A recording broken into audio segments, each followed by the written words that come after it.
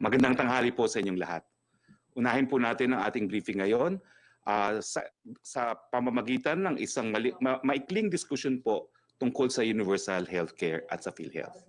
Unang-una po, binabawi ko na meron akong conflict of interest dito sa universal healthcare dahil ako po ang nagsulong ng batas nito. Bakit ko po binabawi? Well, itong panukalang batas po ito ng sinusulong natin, sinertify urgent po ng Presidente.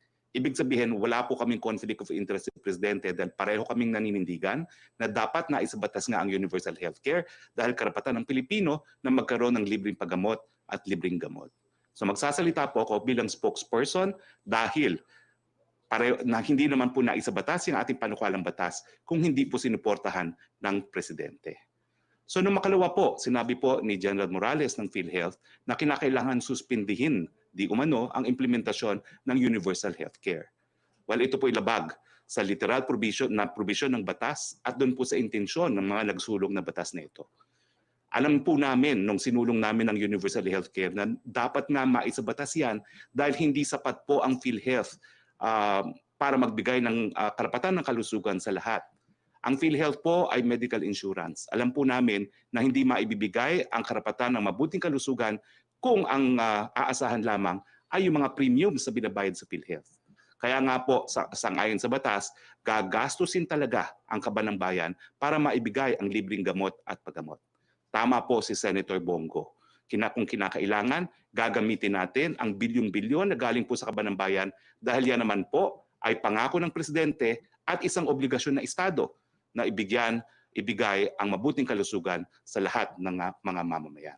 Ang aking panawagan po sa mga namumuno ng PhilHealth, kung hindi niyo po mapapatupad ang isang batas na sinertify urgent ng Presidente mismo dahil ang nais niya magkaroon ng libreng gamot at libreng gamot ang lahat ng Pilipino gaya ng ginawa niya sa Davao, siguro po hahanap na lang po ng iba na po pwede magpatupad niyan. Now, sa ibang mga bagay naman po, mabuting balita, nag-umpisa na po ang distribution ng second tranche ng SAP o yung ating amelioration program. Merong 1.3 million na pong mga pamilya na 4-piece beneficiaries ang nakatanggap ng second tranche ng SAP. Nagsimula ng magbigay ng payout sa Benguet kasama ang Baguio City para sa additional families o waitlisted noong Martes, June 16. Ano-ano ang mga lugar na kasama sa mga nakatanggap na po ng pangalawang bahagi ng ayuda? Well, ito po ang slides. No? Magpapakita po na nakatanggap na ng second tranche ng SAP ang mga lugar ng Benguet, Pangasinan, Region 3, NCR, Region 4A, Albay Provinces, Iloilo, Bacolod City, Cebu Province, Zamboanga City, at Davao City. Pagdating naman po sa usaping transportasyon, 3 ruta ng city bus ang binuksan ngayong araw po. Ito ang rutang PITX Sucat, PITX Naik, at PITX Cavite City. Sa ngayon, mayroon na tayong 27 out of 31 bus routes na open. Sa pampublikong transportasyon, 18,830 TNVS units, 16,701 taxis at 271 P2P buses ang nag-ooperate po ngayon sa 28 P2P routes. Bumabiyahe na po sila ngayon sa Metro Manila. Ito po ay ayon sa pinakahuling datos ng LTFRB. Meron din tayong 90 buses po para sa ating MRT3 Bus Augmentation Program. Ang ating LRT1, LRT2, MRT3 at PNR ay bumabiyahe na rin po. Samantalang tuloy pa din po ang DOTR Free Ride Service for Health Workers kung saan mayroon ng mahigit na 1.1 million ridership mula nang nagsimula ito ng Marso ngayong taon. Pag-usapan po, sa pagdating naman po sa usaping provincial buses, pag-uusapan po ng IATF kung papayagan na po ang mga provincial buses na kasama po sa original na plano ng DOTR. Kung maalala nyo po, piniresenta rin namin dito yung second phase ng plano ng DOTR at kasama po dyan ang operasyon ng provincial buses. Pero ang assumption po nun, magiging MGCQ na po ang Metro Manila. So, bantayan po natin at abangan ang anunsyo ng DOTR kung papayagan nga po ang mga provincial buses sa second phase pagdating po ng 22 June 2020. Now, pinapayagan sa second phase ang modern PUVs po, no? At kung kukulangin, maaaring payagan ng LTFRB ang traditional jeepneys provided they are roadworthy. Ulitin po natin, nasa GCQ pa rin tayo. Ang ating strategiya sa pampublikong transportasyon ay calibrated, partial, and in phases. Meron po tayong tinatawag na hierarchy of transport modes na makikita ninyo sa infographics. No? Nasa dulo po ang traditional PUJs, ang prioridad po mga bus, tapos modern PUVs, tapos jeepneys and tricycles. Pumunta naman po tayo sa usapin tungkol sa mga locally stranded individuals. Sa datos ng DILG, as of June 17, 2020, mayroon na po tayong 45,565 na locally stranded individuals. Sa bilang po na ito, 34,571 ang nakauwi na sa kanilang mga probinsya. Wala na pong stranded na nasa Villamor Air Base at PhilSCA. Sila po ay nasa Villamor Golf Club para magpa-test. Nagsimula po ang testing kahapon at ngayong araw. May scheduled flight po sila ngayong araw at bukas. Ito naman po ang mga natulungan ng DSWD sa locally stranded individuals. Nakabigay po ng financial assistance ang DSWD sa 539 na mga beneficiaries at ang halaga po ay 1,078,000 pesos. Namigay din po ng sleeping kits and sanitation kits ang DSWD sa 963 beneficiaries. Ang halaga po ay 1.618 million. Suma total, nakapagbigay po ng tulong ang DSWD sa 1,502 mga stranded individuals ng halagang 2.696 million pesos. May naiwan pong tanong noong nakaraan tungkol sa rice importation. Well, kinonsulta po namin ang kapareho ng DA, DTI at PITC. Ang sagot po nila, hindi po mag-i-import ang DTI, PITC ng walang proper authorization galing kay Presidente Duterte.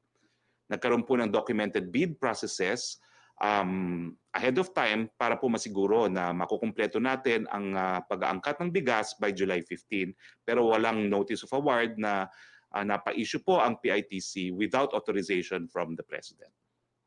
Nagsubmit po ng request sa Office of the President si Secretary Lopez at Secretary Dar.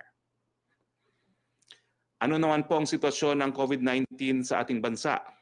Well, meron po tayo ngayong 27,238 na mga kaso ayon sa DOH. Patuloy po ang pagtaas ng mga gumagaling. Kahapon meron pong 268 na nai-report na gumaling. Suma total, meron na po tayong 6,820 recoveries. 5 naman po ang nai-report na hindi pinalad. Kabilang po sila sa mahigit na 1,108 na namatay dahil po sa virus. Nasa na ba ho tayo sa laban kontra COVID-19? Tignan po natin ang positivity rate. Again, ang ibig sabihin ng positivity rate po, ilan ang porsyento sa mga taong na-test na nag-test ng positive. Itong graph pong ito is as of May 24. Noong May 24 po, from a high of 13.4 noong Abril, ibig sabihin 14 persons po out of 100 ay nag-test positive. Ngayon po bumaba to 6.5% noong May. Ano ba hong figure mula noong May? Ito po yung makikita nyo sa susunod na slide. Mula po noong May, makikita nyo po ngayon na sa ngayon po, Hunyo 30, 7% po ang ating positivity rate from a high of 13. So ibig sabihin po, from 13 every 100 na tinetesting na positive, ngayon po, halos nangalahati, 7 out of 100 ang nag-test na positive. Tapos tingnan po natin yung mga namamatay, no? Nakikita naman po sa graph na malinaw na bumababa po talaga yung mga namamatay sa araw-araw. At ito po ay matapos nga pong i-record na ang mga namamatay doon sa petsa kung saan sila nagkaroon ng simptomas. Now, ito naman po ang tinatawag ay yung mortality doubling time. Ibig sabihin, ilan po ang namamatay, no? Yung blue po, yan po yung baseline natin. Now, ang dapat niyo pong maintindihan ay habang mas mataas ang figure, mas mabuti kasi ibig sabihin yon, mas mahaba yung panahon na nare-record para madoble po yung mga namamatay. So ang baseline po natin dati, 4 na araw na dodoble na yung mga namamatay. No? Yung nagsimula po tayo sa national. No? Ngayon po, 9 days na po. No? Dumodoble, 9 days para dumoble yung mga namamatay. No? So tignan po natin ang Luzon. Ang baseline po niya ay 5.3 dati. Ngayon po, days para dumoble mga namamatay. Ngayon po, 11.9. Sa NCR po, dati 4 days na dodoble. Ngayon po, 8.9. Sa Visayas po, dati 4 days. At ngayon po, 11.7. At ang pinakamataas po na mortality doubling time ay sa Mindanao, nagsimula po sila na 3.2 at ngayon po 14.3 days. Now, ito naman po yung mga availability ng mga health facilities natin, no? Nationwide. Ito po yung nationwide. So simulan po natin dun sa mga designated COVID referral centers. Meron po tayong 22 ng DOH, kasama na po ang PGH, ang Fidelmundo, at ang MC Hospital. So ang number of hospitals po natin sa designated, 24. Ang total number of bed capacity ay 2,111. Ang total number of occupied beds ay 956 or ang ating bed occupancy rate ay 45.3. Yung other DOH accredited hospitals po, meron tayong 50. Total beds po nila ay 1,505. Total number of occupied beds po ay 476 or an occupancy rate of 31.6. Yung LGU and other government hospitals po, meron po silang 701 hospitals. Total number of beds of 5,544. Total number of occupied beds ay 1,659. Ang occupancy rate po natin ay 29.9. At sa mga private hospitals, meron din po tayong 1,136. Total bed capacity for COVID-19 at 4,437. Total number of occupied beds, 1,649 or 37.2% occupancy rate. Ang suma total po, we have 1,911 hospitals. Total beds devoted for COVID-19, 13,597. Ang total number of beds occupied po ay 4,740. Meaning, ang ating bed occupancy rate, national basis po ay 34.9. Kaya naman po, karamihan ng lugar ngayon sa Pilipinas ay nasa MGCQ. Dito po ang nagtatapos ang ating presentasyon. Meron po tayong bisita ngayon. Ang mga tanong, saan tayo kukuha ng pondo para sa COVID-19? Magkano na ba ang nautang natin at saan natin gagastusin ang mga pagkakautang? Ano nga ba yung rule kapag ikaw ay may mga pagkakautang sa bangko at sa mga credit cards? Ano ba? Saan ba natin bibilangin yung 30-day grace period ayon sa Bayanihan We Heal as One Act? Ang ating panauhin po ngayon, walang iba kundi si Assistant Secretary Tony Lambino via Skype ng Department of Finance. Siya po ang tagapagsalita ng Department of Finance. Asek Tony, you have the floor. Magandang umaga, Secretary, at magandang umaga po sa lahat ng nanonood at nakikinig ngayong hapon. So, may I request yung slides po kung pwedeng i-flash sa screen?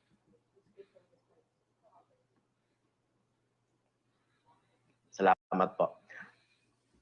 So bago po tayo tinamaan itong krisis na COVID-19, napakalakas po ng ekonomiya ng Pilipinas.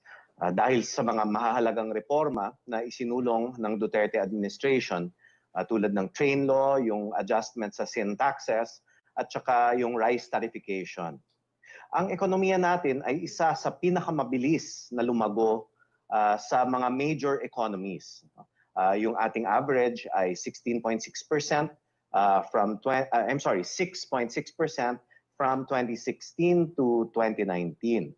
Kaakibat po niyan yung pagbaba ng ating poverty rate, no, from 23.3% in 2015, bumaba po yan to 16.6% in 2018. So hindi lamang po growth, it's actually shared prosperity, no. Talagang nabawasan po ang mahirap sa Pilipinas na mga 5.9 million Filipinos. Ang revenues po natin o yung kita ng ating gobyerno kasama ang mga tax revenues ay umabot po, ito po yung box sa kanan, pinakakanan sa taas, no? Umabot po sa 16.1% ng gross domestic product o yung laki ng ating ekonomiya. Ito po yung pinakamataas since 1997 dahil po sa mga tax reforms at saka sa improved tax administrations, pati po yung mahusay na pangangasiwa for a few decades already ng ating ekonomiya.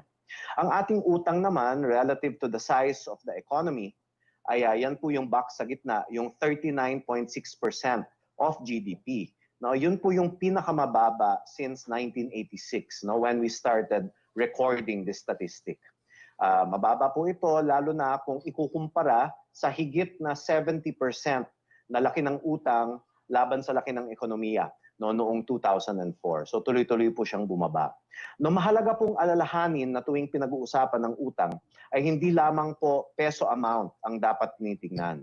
Kung ihahambing po ito sa isang pamilya, pag lumalaki po ang kakayanan ng pamilya na kumita, lumalaki rin ang halaga na maaring hiramin sa bangko, no, para sa mahahalagang gastusin tulad ng pag-aaral ng anak, pagpapatayo ng bahay o pagbili ng sasakyan o motor. O gayon din po sa mga bansa. Habang lumalaki ang ekonomiya natin, lumalaki ang kita ng gobyerno at lumalaki rin ang maaari nating hiramin in a responsible manner, no, para sa mga mahahalagang gastusin tulad ng ating Build infrastructure program at ngayon dito po sa ating COVID-19 response na marami pong kasama tulad ng mga tulong sa mga vulnerable sectors at saka sa pagpondo ng ating health system strengthening and improvements, no? Kaya po ang dapat nating na numero pagdating sa utang ay yung debt to GDP ratio, no? Yan po, no? Hindi lamang po yung actual loan amount or total amount of loans. No, next slide please. Nakikita po ng international community ang sound macroeconomic management at makabuluhang mga reforma ng Administrasyong Duterte. Ito po ay isang screenshot ng isang website ng Economist Magazine or webpage ng Economist Magazine. At kita po dito na number 6 out of 66 emerging economies na pinili ng Economist Magazine na i-rank, number 6 ang Pilipinas pagdating sa financial strength. Ibig sabihin, maganda nga po ang ating pangangasiwa ng ating utang, yung terms kung umutang po tayo ay magaganda, mababa ang interest rate, mahaba ang repayment period, at saka yung reserves natin ay maayos, no? Yung kakayanan natin na bayaran yung mga imports natin, nasa 8 months of imports na po yung kaya nating bayaran. So maganda po talaga yung strength and resilience ng ating macroeconomy. Next slide please. Nung nakaraang linggo, nakatanggap nga po tayo ng isang credit rating upgrade mula sa Japan Credit Rating Agency from BBB+ to A-, no? With a stable outlook. Ito po yung pinakamataas na nakuha nating credit rating sa ating kasaysayan mula sa Japan Credit Rating Agency. At ang credit rating na ito kautang upang malaman ang creditworthiness ng umuutang, no, na bansa. Nakamit natin ang mas mataas na credit rating dahil responsable po tayo sa pangungutang at pagbayad ng tama. Pag mas mataas ang credit rating ay maganda yung benepisyo para sa taong bayan dahil nakakahiram tayo ng mas mababa at ang interest rate at mas mahaba ang repayment period. No? Ang S&P Global naman, yung pangalawa po dito sa slide, isa po sa mga global leaders pagdating sa credit ratings. No? In-affirm po niya yung ating BBB+ rating with a stable outlook. At ang Fitch rating, in-affirm po yung ating BBB, na yun po yung rating natin dati. Although yung outlook po,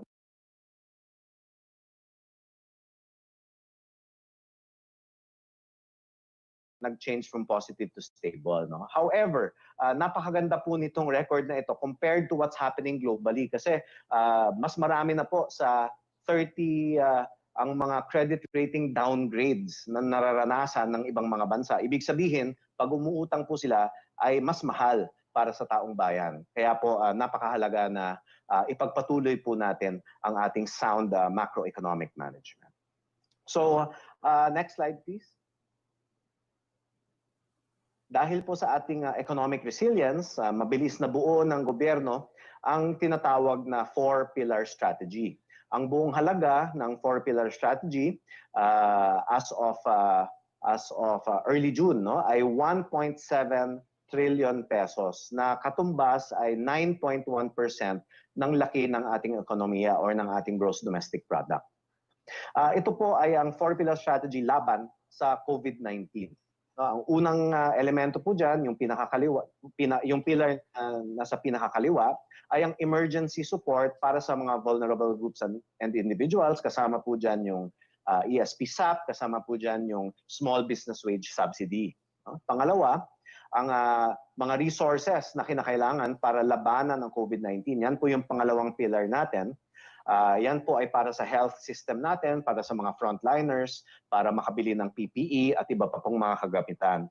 Pangatlo, at dito natin nakikita yung pag-utang ng gobyerno, yung pangatlong pillar, ay ang fiscal and monetary actions para po pondohan ang ating mga emergency and medium-term initiatives at para yung ekonomiya natin ay magstay afloat. No? At ang pang-apat, yung pinakahuling pillar sa kanan, ito po yung economic recovery plan na binubuo po natin kasama ang mga legislators para po mabilis ang recovery ng ating mga negosyo, makabalik sa trabaho ang mga manggagawang Pilipino sa pinakamabilis at pinakaligtas na paraan na maaari nating mabuo. So yun po yung update. Maraming salamat po, Sec Roque, at sa lahat po ng nakikinig at nanonood. Maraming salamat, Asek. Please join us for the open forum with the Malacanang Press Corps. Unang question is from Joyce Balancio, ABS-CBN. Yes, so, good afternoon po, Secretary Roque. Sinabi niyo po kanina dun sa bandang dulong statement yun po sa opening part, hahanap ng iba na magpapatupad ng universal healthcare kung hindi kaya ng PhilHealth. Is this a warning to General Morales that he will be removed from his post if he will not implement the UHC? I'm not warning. No, it's just that it is the law that has to be implemented. At gaya po sinabi ni Senator Bongo, kung kinakailangan talagang tustusan galing sa kaban ng bayan, tutustusan po yan. Yan po talaga yung central feature ng universal healthcare. This is not an ordinary medical insurance. Alam namin na hindi sapat po ang premiums when we enacted this into law in the 17th Congress. Kaya po kung kinakailangan suportahan ng gobyerno, bibigyan po yan ng suporta ng gobyerno. On another topic, sir, si Dr. Tony Lachon in an interview, he mentioned you po. Sabi daw po niya may kinalaman daw po kayo sa pagpapaalis sa kanya sa pwesto. He mentioned you and Secretary Roque, and he said you were displeased with his public comments and also when he casted doubt on DOH response sa COVID-19 pandemic. And this allegedly led to Secretary Galvez asking him to leave the task force. Totoo po ba ito, Secretary? He's giving me too much credit. Pambansang laway lang po ako. Wala po talaga akong kapangyarihan na mag-compel sa kahit sino sa kanila na mag-resign. Bagamat, totoo po yan na dahil ako po ang tagapagsalita rin ng IATF, ako po ang namumuno ng Strategic Communication Group ng IATF. At nung siya po ay nagsalita, casting doubts dun sa figures ng DOH, no? Talagang lahat po ng miyembro ng Strategic Task Force ay talagang nagtatanong, bakit tayo tinitira ng ating sariling kakampi? So pinarating ko po ito kay Secretary Roque. No? At nung huling pagpupulong po kay Presidente, nanggaling naman po kay Presidente na bakit nagsasalita ng ganito itong si Liachon. So let me correct you, Dr. Leachon, hindi po ako, hindi si Secretary Duque. Mismong presidente po noted that you should not be doing what you were doing. Kasi But will alam the niyo naman po, president pagdating sa look in- datos ng Department of Health, wala po talagang tinatago. In fact, dito sa briefing neto, nagkaroon po tayo ng napakalaki at importanteng contribution. Dahil yung sumipa nga po yung figura ng mga daily COVID cases, ang sabi natin, dapat siguro baguhin ang presentation. Ang ating suhestyon, gamitin yung date ng swabbing, hindi yung date ng release ng results. Bagamat hindi po ito ang inadapt ng DOH, ang inadapt po nila ay date kung kailan nagkaroon ng sintomas ang nagkakasakit, ina-adapt na po yan ng DOH. Patunay po na wala po talagang tinatago. Bagamat lahat po ng miyembro ng IATF are striving to improve the reporting of COVID cases. But just to clarify on what you said, Secretary, the President noted, ibig niyo po sabihin, is the President the one who gave the order to have him removed from the National Task Force? And does this mean that lahat na po ng kanyang allegations sa umano'y mabagal na response na DOH, ito hindi na natin iimbestigahan, or will the President will still look into these claims of Dr. Leachon? The President did not say he should resign kasi lahat naman kami, hindi kami talaga sigurado kung anong papel niya. Ako, kaya ko po kinausap si Secretary Duque when he questioned DOH figures was I thought he was an advisor to Secretary Duque. Hindi pala. He told me he was advisor to Secretary Galvez. But when the President spoke, I hope Secretary Galvez does not mind. No? Ang sabi talaga ni Secretary Galvez, nanlambot siya with what the President declared as far as the statements of Dr. Leachon are concerned. Siguro po hindi po ako, hindi si Secretary Duque ang nag-udyok kay Secretary Galvez to let go of him. It was a declaration of the President himself. Okay po. Another topic po, nabanggit nyo rin po kanina yung public utility jeeps, papayagan po if they are roadworthy. So ibig sabihin po ba nito, Secretary, may pagdadaanan pang proseso yung kada PUJ units para ma-determine ng LTFRB, alin po dito yung papayagan lang na makapasada? Siyempre po, hayaan nating pag-aralan pa yan ng LTFRB. Although alam naman po ng LTFRB na habang wala tayong mabigay na alternative livelihood at habang kulang talaga ang mga sasakyan sa kalye, baka kinakailangan, subject to health standards. Tignan po natin, antayin natin ang desisyon. Yusek Roque? Good afternoon, Secretary Roque. Tanong po mula kay Jenaline Kabiling ng Manila Bulletin. Does the Palace welcome initial UK clinical trial results that show dexamethasone can be life-saving for patients who are critically ill with COVID-19? Is this a miracle pill the President is hoping for? Well, we definitely welcome it. Although we don't think it's a miracle pill kasi ang findings po, it can save about 30% of seriously ill patients. No, we want a cure that will save 100%. No, if not a majority of those who fall seriously ill. At ang mabuting balita naman po, hindi ito bagong gamot, lumang gamot na beto, commercially available at mura lamang. Pero nagagalak po kami na kahit papaano mayroong pag-asa na 30% effective itong gamot nito para maisalba yung mga critically ill. Mula pa rin kay Jenaline, Secretary, is the Palace alarmed by the latest increase in the cases of violence against women and children since ECQ implementation mid-March? What are the concrete steps to protect women and children while stuck at home in quarantine? Siyempre po, implement po ng batas ang ating presidente kapag tumataas po ang mga krimen at ang domestic violence naman po ay isang krimen sa ating bansa, naaalarma po tayo. No? Kaya nga po nagkakaroon na tayo ngayon ng mga hotlines sa DSWD, sa PNP, kung saan po pwede humingi ng tulong po ang mga biktima. Trisha Teradov, CNN Philippines, please. Hi, Secretary. Good afternoon po. Sir, follow-up lang po ako dun sa question ni Joyce about Dr. Tony Leachon. I think he answered also in an interview saying na he only spoke of the truth, he only gave honest comments as a consultant to the NTF. And ginawa niyo po yun para po ma-call yung attention ng Department of Health. All these, and he's saying that these are constructive criticisms. What can the government say about it, sir, yung criticisms naman ngayon na parang hindi welcome yung mga ganitong puna po? Kaya nga po kami nagalit kasi pinalalabas niya nagsisinungaling ang lahat except siya. Hindi naman po pwede na siya lang nagsasabi ng katotohanan. Ang datos po linalabas natin. There is a need to improve yung reporting ng datos to make it accurate. Pero wala po nagsisinungaling. At kaya nga po, ang dami talaga nagalit doon na lang sa strategic communication kasi kami po, gabi-gabi nagpupulong po kami kung paano namin ipararating ang totoong nangyayari sa ating mga kababayan para naman kahit paano, pag alam nila ang datos, hindi po sila magpapanik. No? And here comes someone saying siya lang nagsasabi ng katotohanan. We do not have the monopoly of the truth and we have never lied. Saan po kami nagsinungaling? Dapat ilathala niya yan. No? We are perfecting the recording of cases. We have not perfected it yet, but we are striving po to improve and we will always give the truth and the true numbers as far as we know to the people. Sir, doon naman po sa issue ng PhilHealth, we see you're very passionate about it, sir. Is there any chance, sir, that you have spoken to the President about yung concerns po natin doon sa PhilHealth?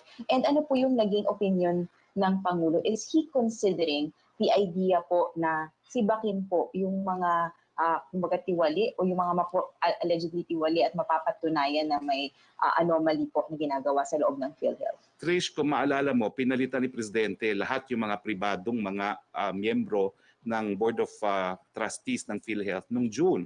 At tinalaga nga niya si General Morales. Kaya nga po, bilang tagapagsalita at bilang dating mambabatas na nagsulong ng universal healthcare, ang tanong natin, ilinagay po kayo dyan dahil may problema sa korupsyon sa PhilHealth. Ano daw pong nagawa natin para linisin? Yung tinanggal po ni Presidente ang dating mga miyembro ng board ng PhilHealth, meron po kasing insider mismo na nagsabi na ang halagang nawawala sa PhilHealth dahil sa korupsyon ay hindi bababa sa 154 billion pesos over a period of 5 years. Natural, ang inaasahan natin mag-iimbestiga, magtatanggal, magpaparusa. Pero wala po tayong nakitang ganyang ginawa si General Morales. Ang gagawin ko na lang po siguro, maghihingi ako ng pagpupulong kay Presidente nang sa ganon maimbitahan si General Morales at pupunta rin po ako para maisabi ko naman kung ano talagang aking damdamin. No? Pero General Morales can attest to this. Nang siya po'y bago, winelcome ko po siya, binigyan ko pa siya ng briefing, binigyan ko sa kanya ang mga detalye ng mga anomalya na na-uncover namin.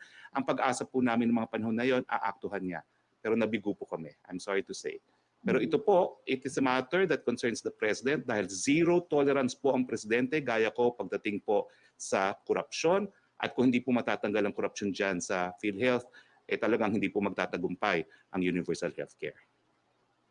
Secretary, do you have any information if by the time po na nagkaroon na ng change in management, nagtuloy-tuloy pa rin po ba yung corruption sa PhilHealth? Tuloy-tuloy nga po kasi ang punto po dyan, tignan nyo yung WellMed. Nagalit ang Presidente sa WellMed na ang mga patay nagkakaroon ng dialysis benefits. Meron bang nakasuhan man lang sa PhilHealth? Wala po. Ang kinulong nila yung whistleblower. At ang kinasuhan lang nila yung clinic. Sino naniniwala walang kakontsaba dyan sa PhilHealth? Bakit po? Ako na nag-volunteer. Ito po, sasabihin ko na sa kauna-unang panahon, pumayag na po ang ating Prosecutor General. Ako nang kumalap ng ebidensya, ako nang gumawa ng affidavit dahil yung mga affidavit na ginawa ng legal ng PhilHealth na-dismiss nga ng hukuman. Pinagkait po sa akin ng dokumento. Bakit? Dahil yung mga abogado nag-a-advise kay General Morales, yung mga abogadong dapat managot. At ang sabi nila, bawal daw yan dahil sa Privacy Act. Sabi ko kay General Morales, I've been a litigator for 30 years, a law professor for 15 years. Hindi po pwedeng invoke ang Privacy Act pagdating sa graft and corruption. Hindi po siya naniwala. Humingi siya ng legal opinion sa Privacy Commission. After 4 months, lumabas po yan. At hanggang ngayon po, almost 6 months later, wala pa rin pong dokumento akong nakukuha para sa WellMed. Naging dahilan po, kaya ni isang tao dyan sa PhilHealth, hindi po nakakasuhan dahil sa WellMed kung saan ang mga patay ay nakakakuha ng dialysis benefits. So yan po ang aking paninindigan. Secretary, on another topic naman po, doon naman po sa anti-terror bill, nag-submit na raw po ng study yung Department of Justice. May you share with us the salient points kung ano po yung mga nabanggit po ng DOJ? And may timeline po ba si President kung kailan po ito most likely mapipirmahan po? I've not seen a copy po ng opinion na yan at hindi ko po alam kung po pwede i-share yan dahil alam niyo naman po ang mga komunikasyon sa panig ng Presidente at kanyang mga kabinete, minsan covered po yan executive privilege. So hanapin ko po yung opinion at titignan natin kung po pwede i-share. Thank you very much, Trish. Thank you, Secretary. Sec Roque. From Belia Cariaso, yung pong nangyari sa Boracay after Mañanita, meron na naman ngayon despedida. Lumalabas na mismong officials ang nagva-violate ng law and it seems hindi natatakot ang ilan dahil nangyayari pa rin po ang mga ganitong insidente. And apparently, dahil may nagpositibo sa COVID, dahil sa pangyayari, naapektuhan daw po maging ang paghahanda para sa pagbubukas sana ng Boracay.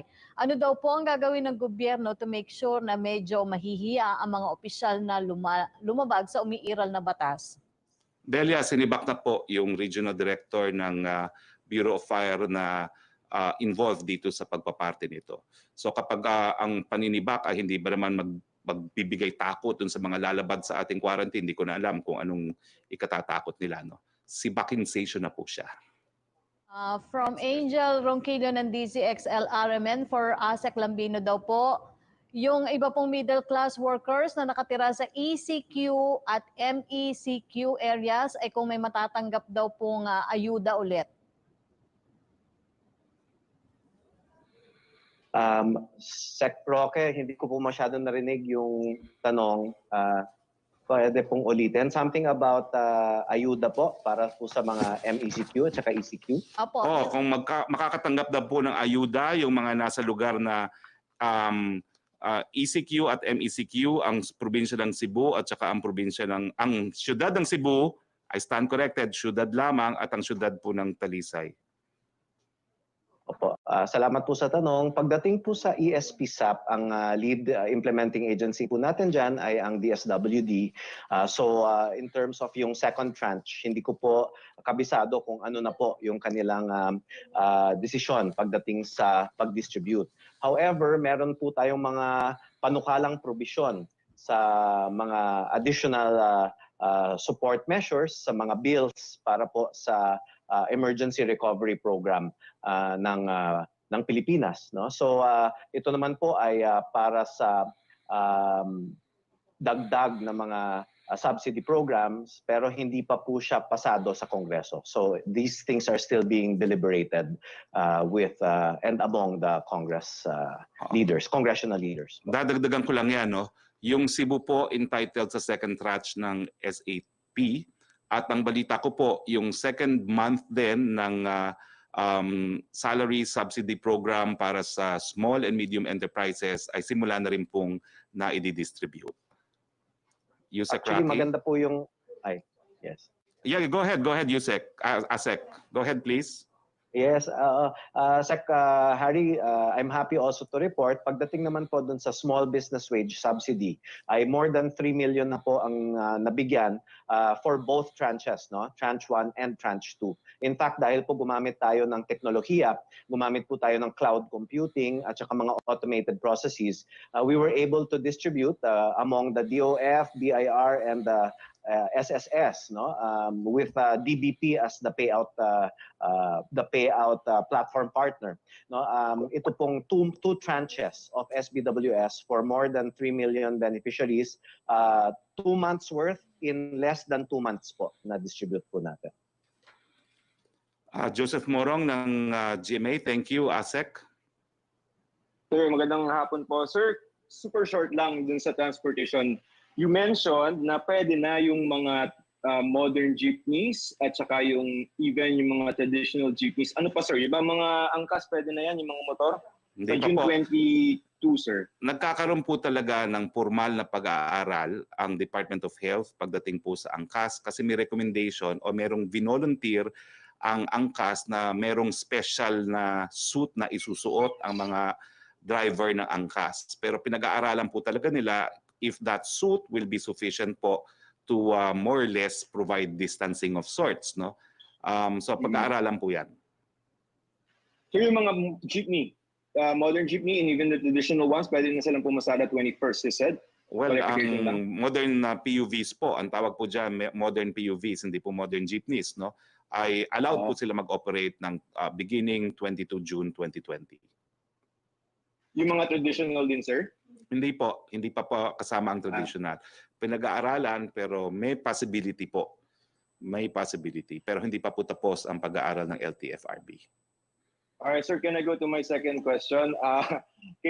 Dun sa investigation po ng Ombudsman kay Secretary Roque, no? speaking as a presidential spokesperson on behalf of the president, does the president support Secretary Duque amidst this investigation by the ombudsman? The President has time and again expressed his continuing trust and confidence po kay Secretary Duque. And kampante naman po ang Presidente na masasagot po ni Secretary Duque lahat po yung mga aligasyon sa Ombudsman. Sir, okay, with regard to Dr. Liachon's criticism, and you are a spokesperson of the IATF, what does, sir, konti lang, sa Duque pala, how does this affect the credibility of the DOH officials, and therefore the IATF in leading the fight against COVID? Wala naman The po. investigation of the Ombudsman. Wala naman po. Until presumed guilty, they are presumed innocent po. Until found guilty, they are presumed innocent. So tingin ko wala naman po. At kung mapapansin nyo naman po, ang IATF talaga ay lahat po ng departamento. It's a whole government approach. It's not just the DOH. Although DOH, of course, has a position of leadership. So yun pong kay Dr. Liachon, just one of the points that he raised yesterday is that the government seem to be making decisions based on outdated or late data. So for example, one question, how much backlog do we have? And is that true that we are relying on late data to decide on quarantine measures? Alam niyo po, hindi po natin tinatago kapag late ang data. Kaya nga po sa reporting natin, merong fresh at merong late, no? So alam po natin at sinasa publiko po natin yan, hindi po natin tinatago yan. Now, ang problema po talaga, repository of information ng DOH, no? Ang mga nagsasubmit po diyan, lahat ng hospital, lahat ng local government units, no? At lahat ng mga regional offices at laboratorio. So, siyempre po, nagkakaroon ng late kung ang laboratory late mag-submit ng kanilang forms, no? It's a simple form that they fill up kapag merong positive, no? So hindi naman po lahat na ipapadala kaagad.